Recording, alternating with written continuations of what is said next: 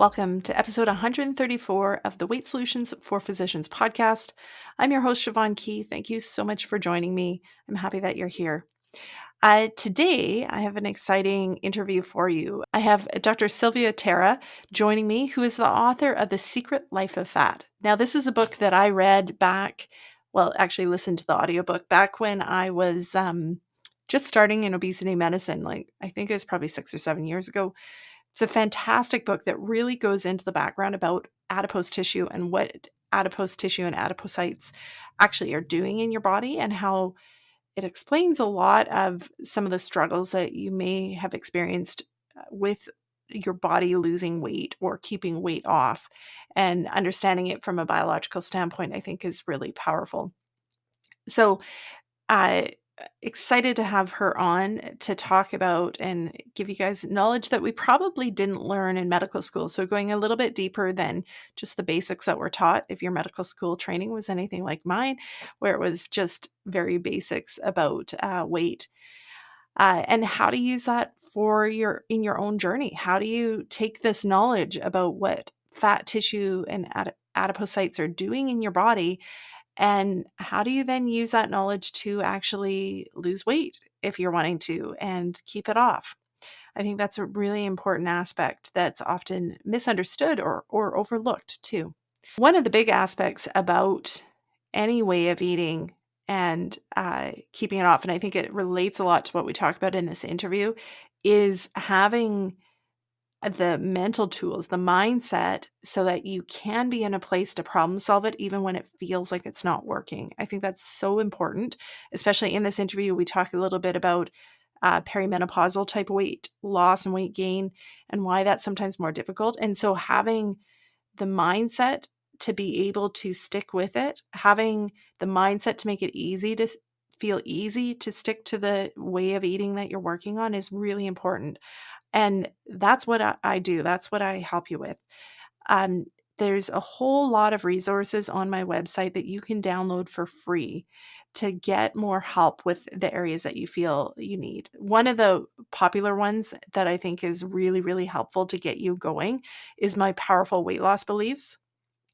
And it's a PDF download, plus there's some extras that you get in the email. But really, it's about using beliefs that empower you and energize you and focus you to do this for the long haul. Because honestly, that's what it takes. We all know it's not about like quick, rapid weight loss and then you're done. I think we've all tried that, it didn't work. And so it's about keeping your mindset. The number one thing is keeping your mindset focused so that you actually can be consistent and continue on with the changes that you're making and problem solve them when it feels like they're not working. So head over to weightsolutionsforphysicians.ca, click on the resources tab, and you can download the powerful weight loss beliefs from there, as well as there's a whole bunch of other resources that I've got on there, all for free, that you can download. So head over there and check it out. Okay. And then make sure that you listen to this interview. So without further ado, here's Dr. Tara. All right. Welcome to the show, Dr. Tara.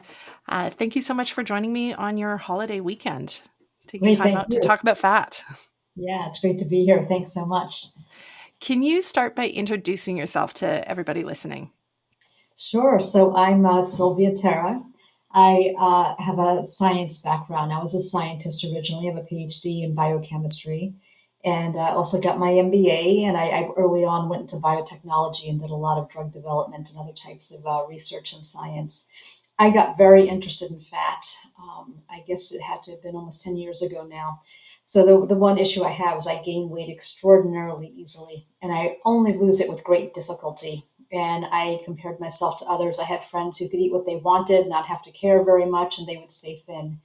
I went on a number of different diets, and I'd lose some weight, but usually not as much as people around me. And I got very tired of this, and I was about to go on yet another diet. And I thought, I really have to understand my fat. My fat is behaving differently than other people's fat.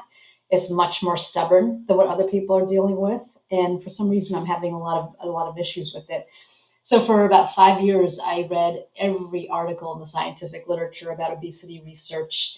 And I talked to about 50 scientists around the world to give me more background on the research they were doing. And what I found out about fat, it was really surprising, right? It's not what we're taught. It's not just this reserve of calories, this inert blubber that we carry around that we have to get rid of at all costs. It's actually an interactive endocrine organ in your body, and it's doing a lot of things in your body, not just storing calories, which is one of the reasons your body tries to protect it. So there's a lot of very surprising things about fat that I think, especially for physicians and healthcare workers, it's really important to know, because I don't think there's a course in med school or in research that's taught about adipose tissue. It's just assumed that it's a storage of calories, and we're better off not having it. And nothing could be further from the truth. And so, especially as doctors work with patients, right, to lose weight or try to lose weight themselves, really important to know the underpinnings of fat and what it's really doing in your body, not just what's out in the popular news.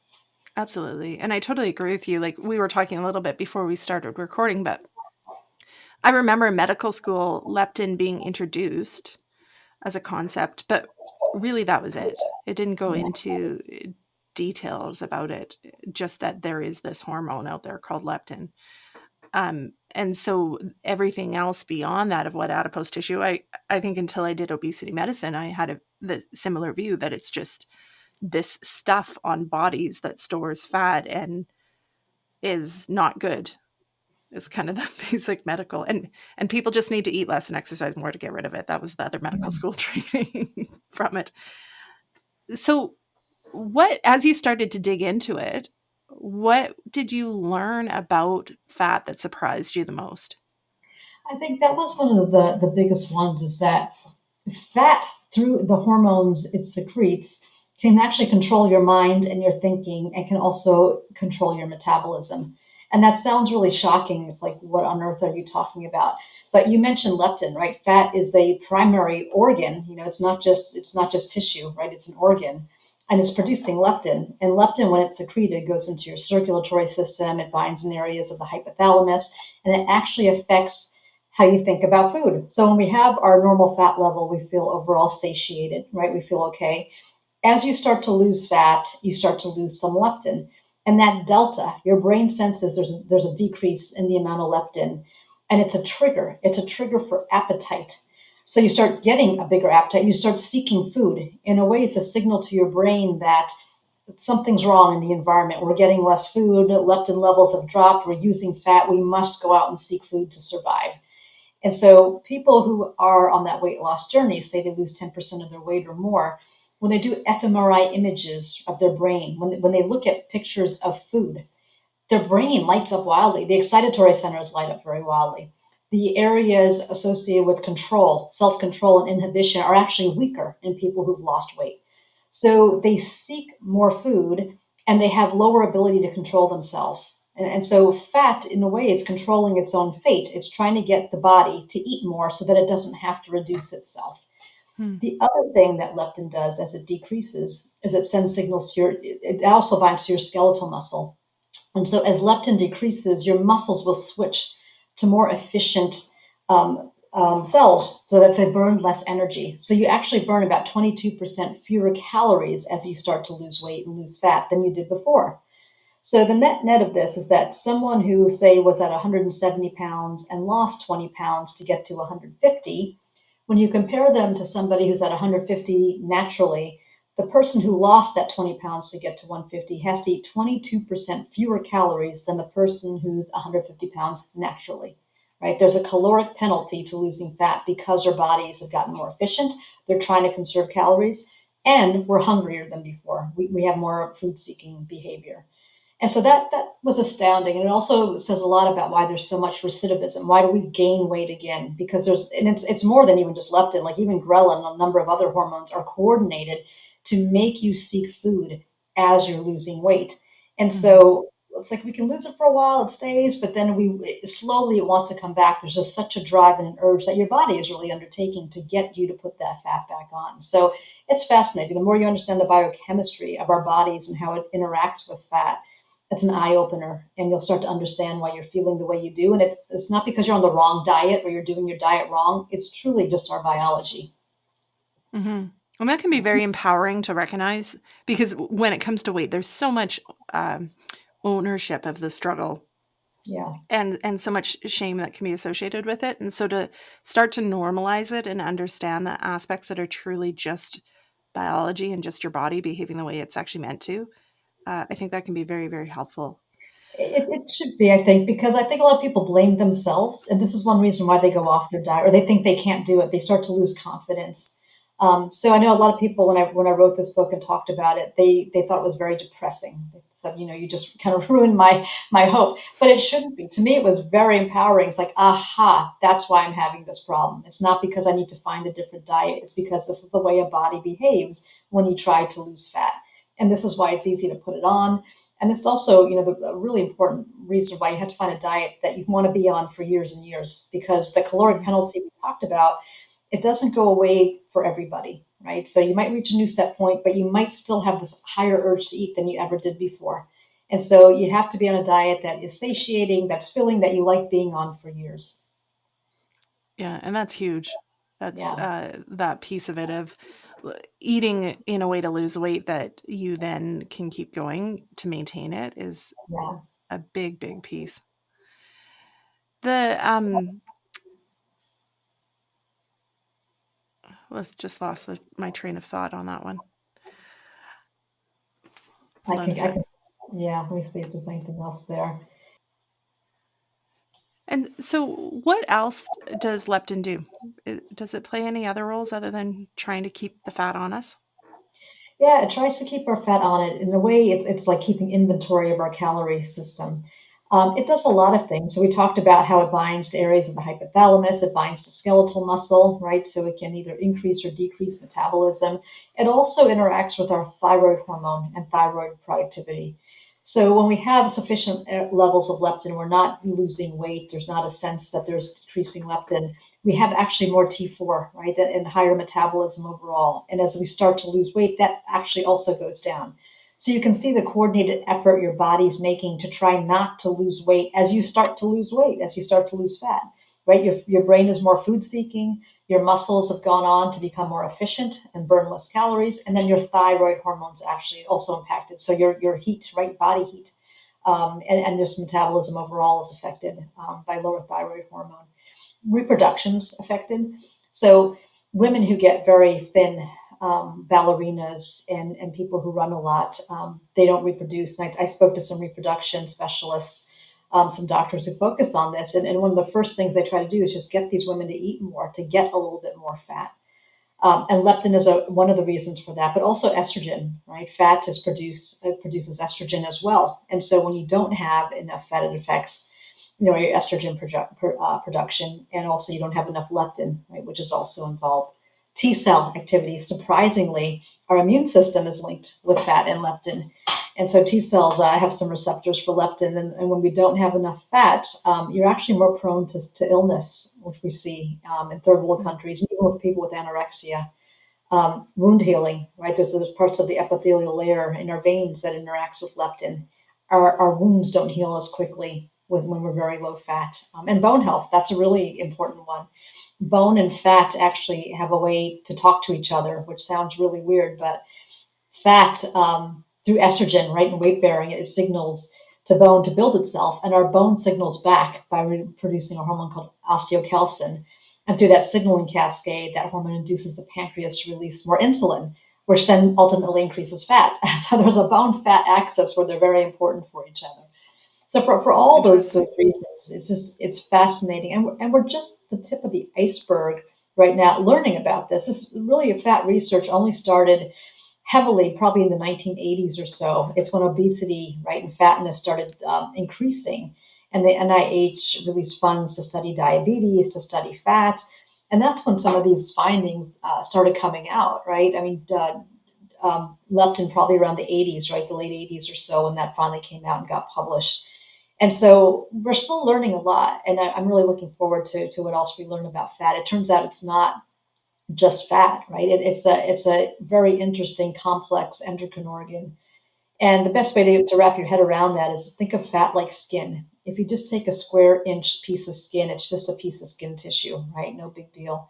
But skin in its totality works like an organ. And I think before understanding that fat was an organ, people had to get their heads around skin as an organ, right? But now we also know fat.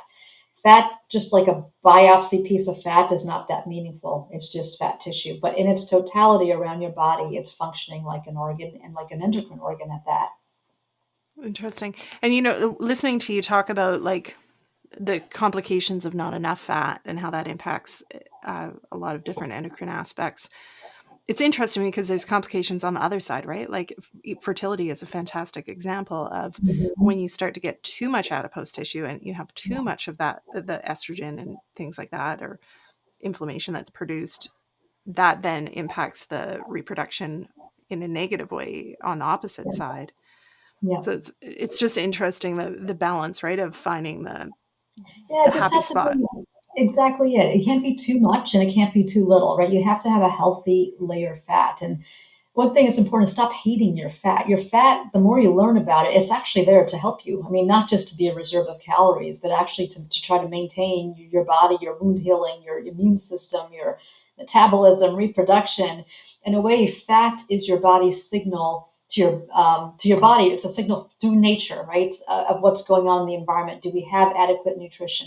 That's why if you lose too much fat, those women don't reproduce very easily, right? They start losing periods. It's like a signal that this environment is not right for producing children. And so, and then same to your brain. When you start losing fat, your brain's worried something has changed in our environment. So your fat is like this signal of what's going on in your environment to the rest of your body. And it is trying its best to help you, not just by being a reserve of calories, but by maintaining everything. And so you have to look at it very differently. So having way too much, that's very bad. I mean, for all kinds of reasons of inflammation, it has too much estrogen, too much of some of these hormones. Having too little, right, is also very bad. Brain shrink, your brain size is directly linked to your fat, right? You lose brain volume when you lose too much fat. A number of things we just talked about, right, on how you can be adversely affected if you have too little fat. But I think what the dieting industry does wrong is, they have to sell their diet program, they have to sell their book. So there's a lot of pictures of six pack abs, people with 17% body fat. There's this message that you should be as thin as you possibly can and not have even an extra 5 pounds. In truth, there's probably about 15, 20 pounds you can carry without really adversely affecting yourself. I mean, it's always best not to be overweight, but if you have, an extra 15 or so, it's not necessarily the end of the world either. And so you have to be within this band of what's, a healthy level of fat for you. It's probably not 50 pounds overweight, but it's probably not 20 pounds underweight either, right? It's Hmm. within this band. And so I think that's, one thing interesting is that there's another hormone that fat produces that's important to talk about too. It's called adiponectin, and that's actually guiding the fat right in your circulatory system to go to the healthy deposits of fat in your body. So we know that visceral fat is unhealthy. It tends to get inflamed, right? That's the type of fat most correlated with heart disease and diabetes. But if you have your extra weight, say in your buttocks or on your legs or your arms, it's a healthier deposit of fat, right? And you can carry some extra pounds there without having a lot of metabolic disease associated with it. So adiponectin, it actually gets produced. It's evoked, say, by exercise. When we have long bouts of exercise, we actually produce more adiponectin out of our fat cells. Sumo wrestlers is something I write about in the book. So they're obviously very obese. But interestingly, all that fat they carry is subcutaneous fat. It's not visceral fat, right? So it's right under the skin. It's not underneath that stomach wall. And part of the reason they are able to maintain that is because they exercise for about 6 hours a day. And so they have very, high levels of adiponectin overall. So all their fat gets distributed in the subcutaneous layer and not in the visceral area. And so adiponectin helps put your fat in the right places where it's supposed to be. So once again, fat is determining its own fate. Not only is it trying to stay on you, right, by making you hungry or lowering your metabolism when you try to lose it, also when it's functioning normally, it's trying to go to the right places where it can live comfortably within your body, right, and not kill its own host, right, not cause inflammatory disease. And so, what's interesting when sumo wrestlers retire and they stop exercising so much, they get metabolically unhealthy fast, right? So they start to get Hmm. visceral fat. It starts to move. It starts to go in other places because they don't have that same level of activity and adiponectin. So there's a lot to know about fat. And the good thing about my book, The Secret Life of Fat, is that it's written through stories of patients, stories of scientists, stories of doctors. So it's not a textbook. It's very much told through like tales of what people have gone through. The story of how leptin was discovered, what Jeffrey Friedman went to. It's almost like a suspense. So it's an easy read, and a good one. I think, especially for physicians and healthcare workers, and especially those who are trying to help people lose weight. It's actually critical to have this level of understanding about our fat. Hmm. What happens like when the adipose tissue starts to kind of tip into unhealthy fat, like where it starts to be behaving abnormally? What is actually happening on a biochemistry level that causes it to do that? Yeah, so it's becoming hypoxic. There's different theories of it. So the theory is that if, especially underneath the stomach wall, it doesn't expand as readily, right? It's a tight area. It's nestled up against your pancreas. One thought is it's starting to block, like some of your islet cells and other cells that produce normal amounts of insulin. It starts to send out weird signals to them. So obstructing organs themselves is one of the hypotheses. I think another one is that the fat gets very crowded and it gets hypoxic, so it starts to lack oxygen. And when it lacks oxygen, it sends out cytokines, right? A distress signal to the body, if you will. And by sending out cytokines, it starts to recruit even more immune cells. Macrophages get activated. A number of things go into that fat to then when that fat is really to the point that the fat's really inflamed and it's sending out inflammatory signals to the rest of the body as well. So that Mhm. crowdedness, I think, is the start of why visceral fat becomes really unhealthy. Now, again, if you have that fat in the subcutaneous area, right, where it can expand, like sumo wrestlers do, it seems to be less unhealthy. So it's more about where your fat is. Is it in those confined spaces in that very metabolically, active area of visceral fat, or is it somewhere else, like your arms or so? Um, and what's interesting too, like exercise is a good way to keep visceral fat away. If you have to be kind of overweight but try to stay fit and healthy, exercise is a good thing to do to keep adiponectin high. And what's interesting is that even like when there's patients who have liposuction, so they have fat removed, and what they find is they still have the same effects as if they've lost weight. So they have lower leptin, right? Their adiponectin's off. When they tend to gain their fat back, just like a lot of dieters do. But when they gain it back, they gain it in less healthy areas. So they might have had fat removed from their thighs, right, or the buttock area, but they'll gain it back in their visceral area, which is it's a little frightening, right? And I don't know Mhm. that people know exactly the reason why yet. But no matter how you lose your fat, it does want to come back, even if you lose it through liposuction. And the odd thing about liposuction is it comes back more to the visceral area. So anyway, long answer to your question about why it gets inflamed, and a little bit extra about why liposuction is not necessarily the answer.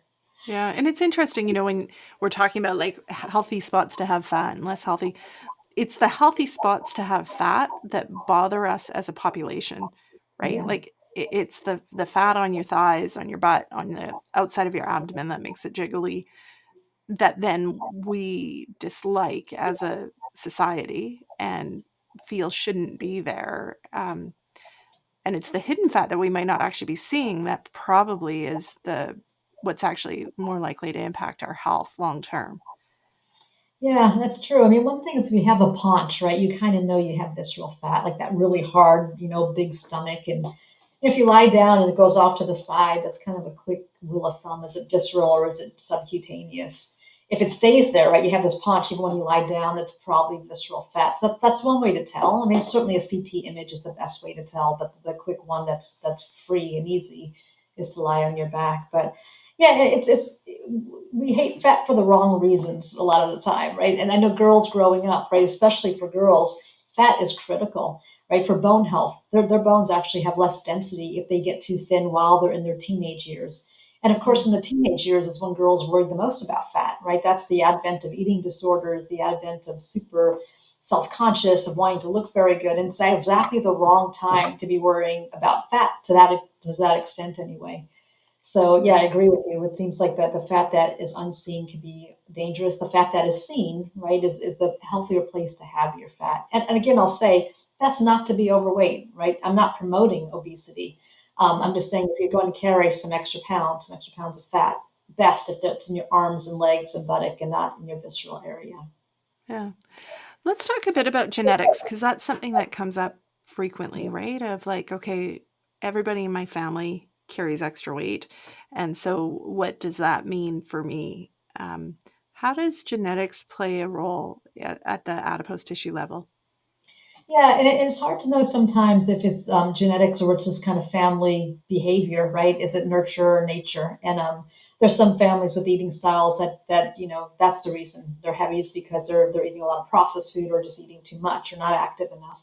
But there is genetics to fat too. There's a lot of twin studies that are really interesting. Claude Bouchard did a lot of these where they take sets of twins and they notice that they gain weight in the same places and they gain and lose at about the same rates compared to the general population, right? So when you put two twins on a treadmill, they'll lose at a certain rate, compared to another set of twins that's losing at a different rate. So those early genetic studies were an indicator. I think what's interesting even more so is some of the genotypes, right, that have been characterized out there. And I write about the Pima Indians, of course, and these were a set of Indians that they came through the Bering Straits, right, from Siberia through Canada, and they settled in Arizona, and everything was fine. They gardened, they hunted, they collected their own food, they were active, they ate, no processed food at all. And then as settlers started coming in, right, from the west at the turn of the century, 1900s or so, they started gaining weight. They started, first of all, they started acting more like some of the Western settlers, right? So they went to work for factories. They stopped farming as much.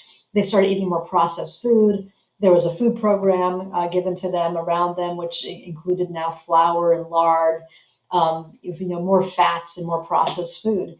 And as they started to adopt a Western lifestyle, these Pima Indians became obese, right? Really obese. Although the Caucasians around them did not become obese on that same diet. And of course, that got a lot of attention.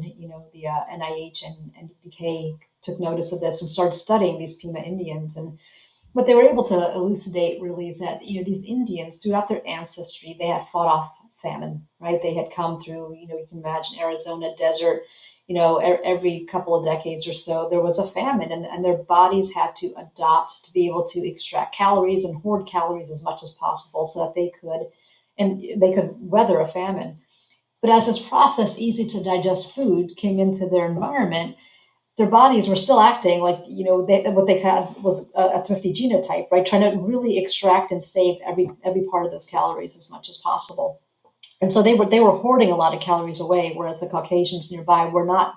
Their bodies were not acting in this way.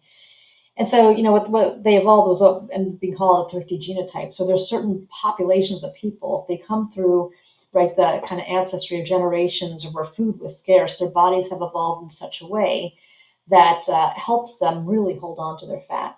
Right? And it's one of the things I write about in my book because I'm Eastern Indian, and of course there's been famine in India and places I'm from. And then more or less now attribute that to one reason: I gain weight extraordinarily easily. So I can't eat a lot of these kind of Western foods that my friends, right, growing up could easily eat. They could eat candy and cupcakes and things like that. And even when I was 12, I would gain weight really easily at this time. So our bodies act differently depending on what genotype we have.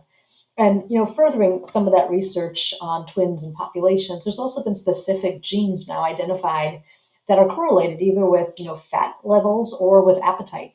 So one that I write about is called FTO, and people have a certain variation in the FTO gene.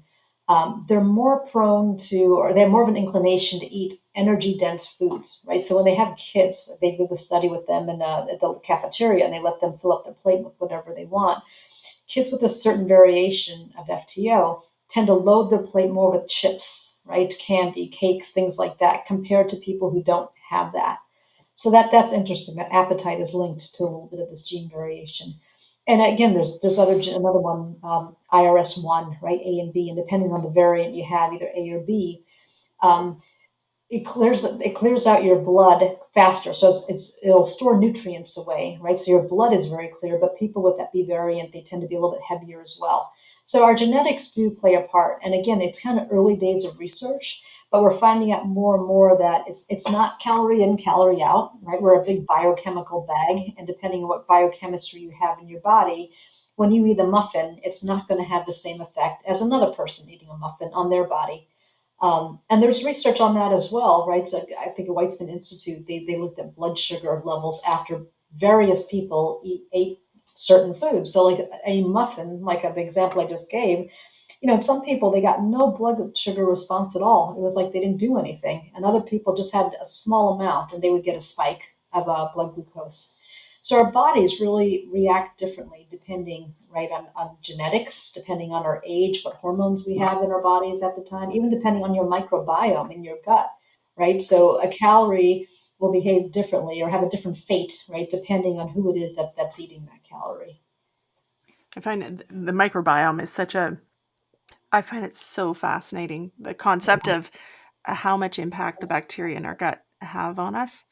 And again, it's such like fairly new research, and we could spend an hour talking just about microbiome. But let's talk about just like you referenced menopause or hormonal changes, and that's a big thing for a lot of people that listen to this podcast. Either they're there or they're going there. and, Mhm. and how does menopause impact the adipose tissue? Uh, Yeah, this is really something. So fat changes as we age, right? It doesn't stay the same. It changes in, how active it is. It changes on where it is in your body as well, and how easy or difficult it's going to be to lose. So, most of our lives, like fat, I have a whole chapter on women and fat. And I actually just put out a course because I know for the book, a lot of people to implement some of the teachings or learnings in the book. A course works a little bit better. It's kind of something you can go through little by little and implement changes along the way. But there's a whole chapter on women versus men, and I had to write this because, of course, one of the obvious observations we have is that men can looks like they can eat anything, right? And they don't gain weight. Then if they do have to go on a diet, they lose weight extremely quickly. And I needed to get to the bottom of what is going on with this. So it turns out, babies, right? Girls, even when they're babies, they have more fat than boys do. They are born with more fat. It's like we're predisposed to just have more fat as women. We interact with our fat a little bit differently as well. So men, when we do exercise, right, large amount of exercise, men's body actually reaches for glycogen first, right, before going to fat, whereas women will reach for fat quite readily in their bodies. They'll use that as an energy source during a fast or during exercise.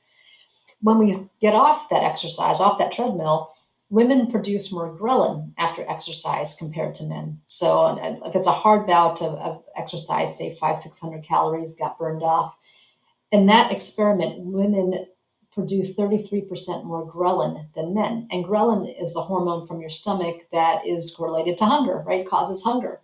So they're a lot hungrier after they exercise, and there's a much more of a drive to put those calories back on. So women and men, they treat fat, they interact with their fat differently, let's say, right? And women store fat at 2 to 3 times the rate that men do, right, after they eat a meal. So we're a little bit more predisposed to have fat. And so normally, as we grow, even though we have higher fat levels, right, we have high amounts of estrogen growing up. We have high amounts of growth hormone, even high amounts of testosterone in women's bodies, and that actually helps burn fat and helps us maintain our fat. And through the years, of course, during pregnancy, there's another shift of hormones that helps you gain weight during pregnancy as well. But as you get to middle age, you start to lose estrogen, as we all know, right? And estrogen's a great fat burning hormone. And as you get less of it, it's much easier to gain weight. And our fat cells have receptors for testosterone and growth hormone and estrogen, right? And they start to kind of down regulate. You don't have as many, and that changes distribution of your fat as well, right? So it's like there's ears on your fat cell that will listen to the signal of testosterone growth hormone, right? And as they listen to that signal, they'll be more ready to lose fat as needed. And as that signal starts to decrease, you get a decrease in receptors as well, and it all changes everything to where you're just not getting signals to your fat cells to lose some of that fat. And so, it changes where the fat is, and it changes how it behaves. And so that's a really a big difference as women go through menopause. Also, one kind of hypothesis out there is that fat is a good producer of estrogen as well, right? Some of the aromatization goes on for fats for estrogen. Can we take that again? I think I said that word wrong. sure. I said it should be aromatization. I think I mixed up my syllables there. Okay. Am I talking too fast, by the way? Sometimes I get carried away. All No, it's right. good. Okay.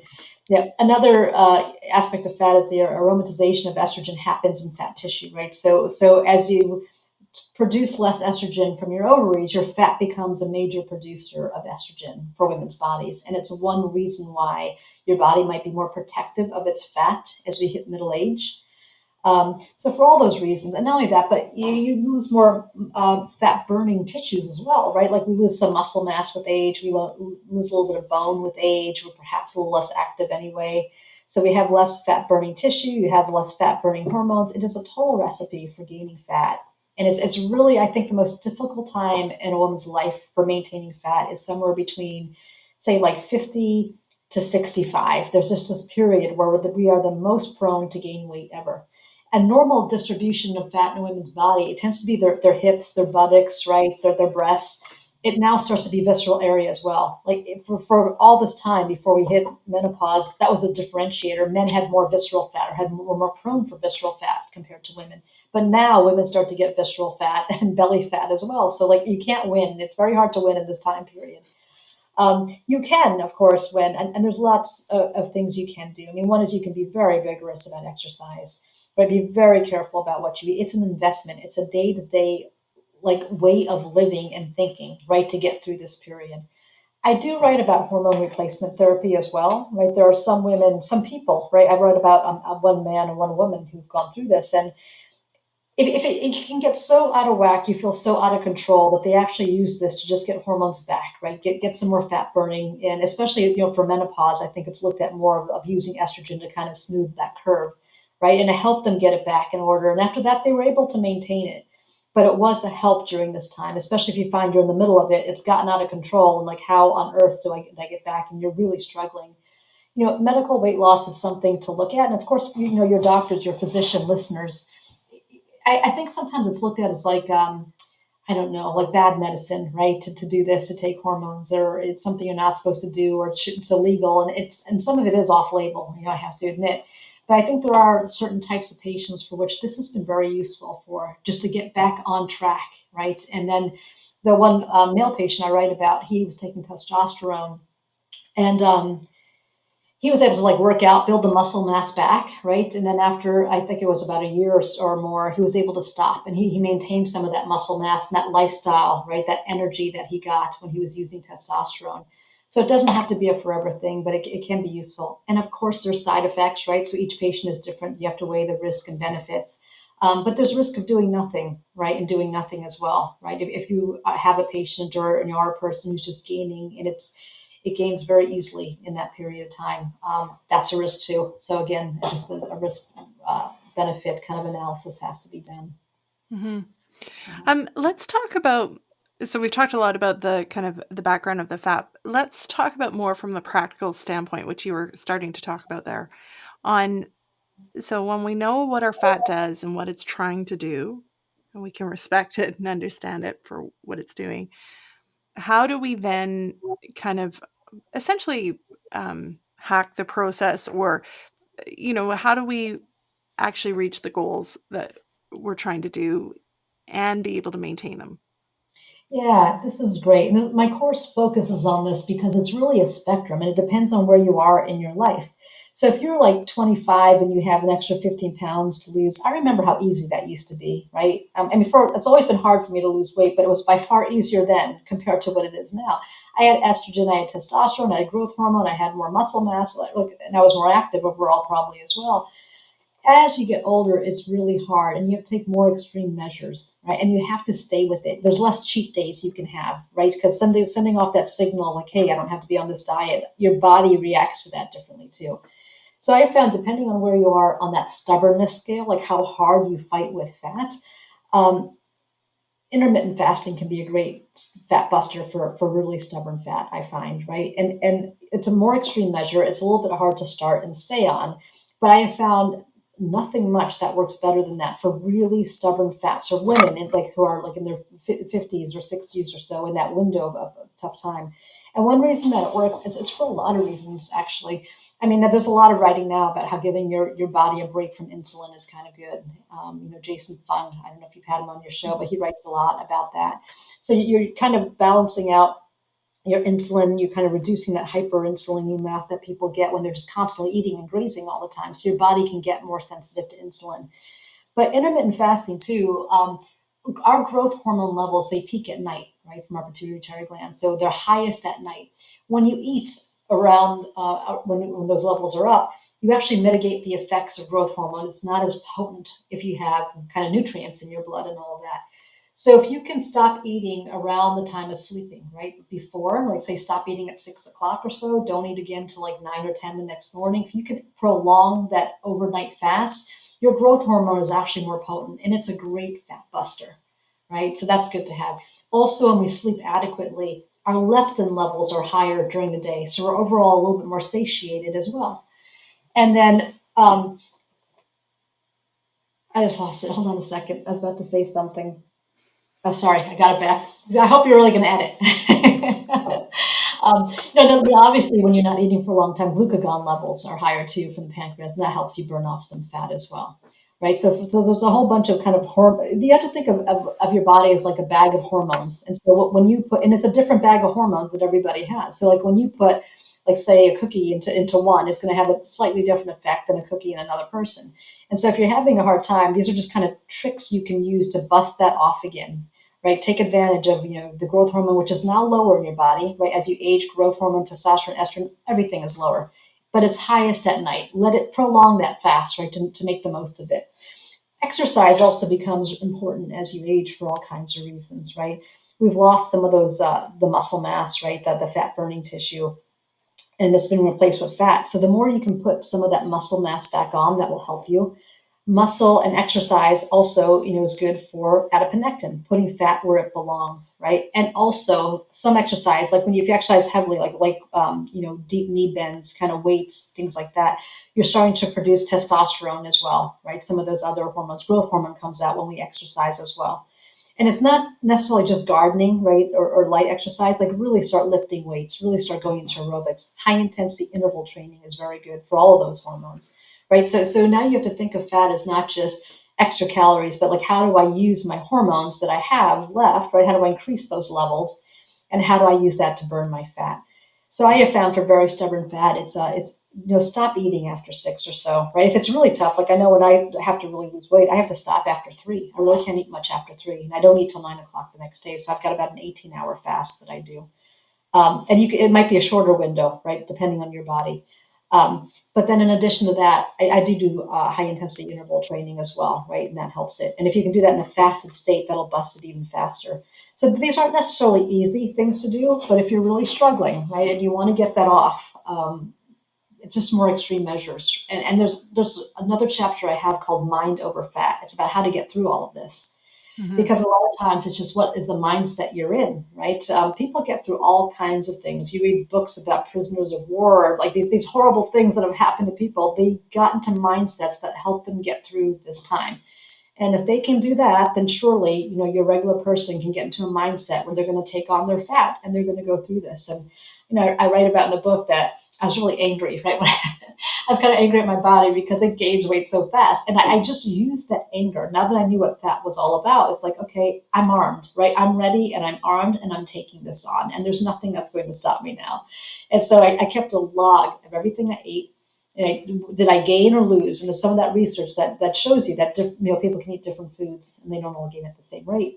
I kept a log of when did I stop eating, and that's when I noticed like how long does my window need to be before I start losing weight. So correlated with that log, I would weigh myself every day, and I started to see trends about when I had to stop eating, when I could start, what I could eat or not eat. Things that made the weight plateau, right, and things that would get it going again. And you'll start to learn a lot about yourself. But weight loss for that, like say 55-year-old female who's had 2 kids, who's yo-yo dieted right their whole life because now their body's tuned on how to gain weight as well. That person's going to have a lot harder time losing weight. Has to take these extreme measures compared to this like 22-year-old male who has 10 pounds to lose, who's going to lose it honestly in about 2 weeks, right? All they have to do is cut down eating and exercise a bit and it'll go.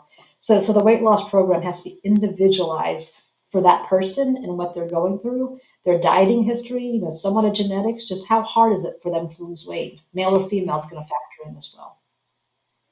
Yeah, and just recognizing for the people listening that, the difficulty, like how hard it is to lose weight, is just kind of a fact of you in your particular body, and it doesn't mean, anything about you doing it wrong. And I think also this is something I had to come to terms my own, is you have to let go of the thoughts of it not being fair, of Oh, watching yeah. and comparing what other people can eat and what other people do. Because when you're holding on to those thoughts, it just makes you eat in that way that you are wishing you could eat, that doesn't work for your particular body, and then you're constantly on that cycle, and Yeah. it just doesn't lead anywhere positive, that wishing. Yeah.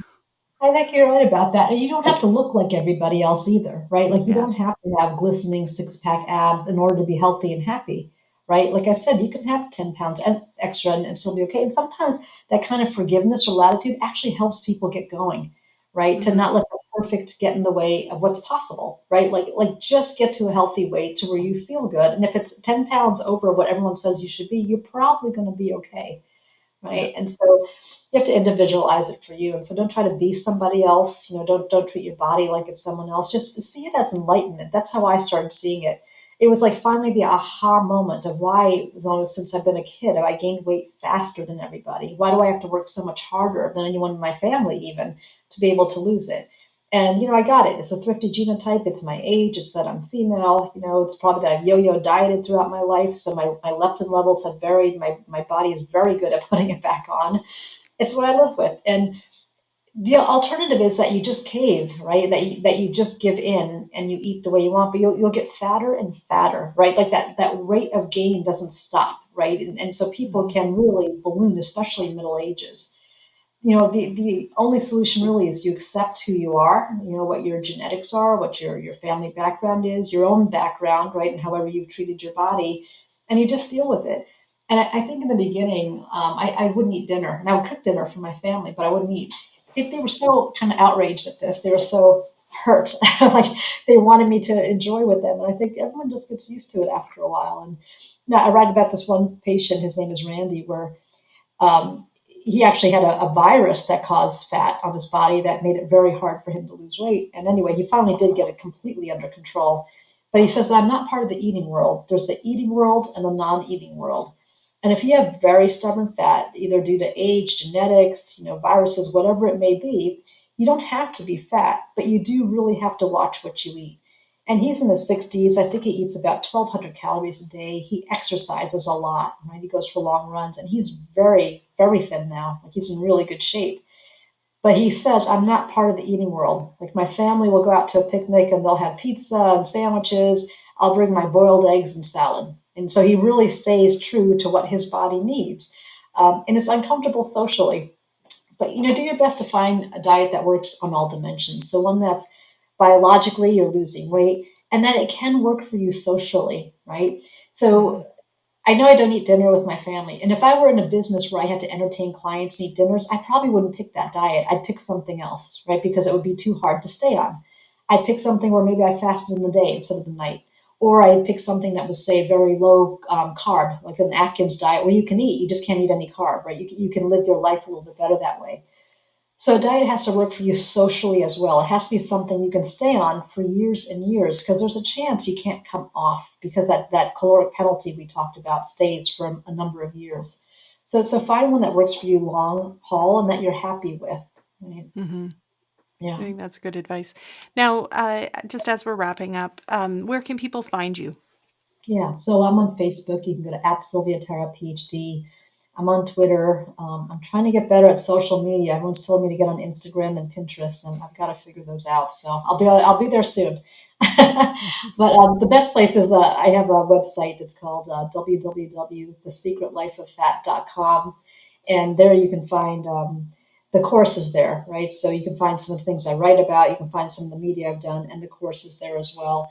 The book is on Amazon.com. I think it's in some bookstores as well. So it's out and about. And I do post on Facebook and I do comment on some of the latest research on fat too. Excellent. Well, thank you so much for taking time out today to join me. Great. Thank you. It's great to be here. All right. So much good information in that interview. It's so fascinating to hear exactly what our adipose tissue is doing. I think it makes me feel more respectful of it every time I am reminded of how complex of a tissue it is, that it's not just sitting there being annoying on my stomach. It's actually doing stuff. And just so interesting to hear. And I think Dr. Tara mentioned this at one point in the interview, but over the next years, it's going to be so interesting to see what else we learn about it. What other things is it doing? Make sure you go check out her book, Secret Life of Fat. Like I said, I've read it years ago. It's excellent. And as she mentioned in the interview, it is an easy read. It's an interesting read, um, and worthwhile. And then check her out on her website, www.thesecretlifeoffat.com. All right. And if you're enjoying this podcast, please hit the follow or subscribe button wherever you're listening to it so that you get all the new episodes as soon as they come out. I've got lots of exciting new content and things planned for you coming up. And if you could take the time to leave a review, I would really appreciate it. It does help the podcast get found by other people that can benefit from this information. Right. Have a fantastic week, guys. Thank you so much for listening. Bye bye.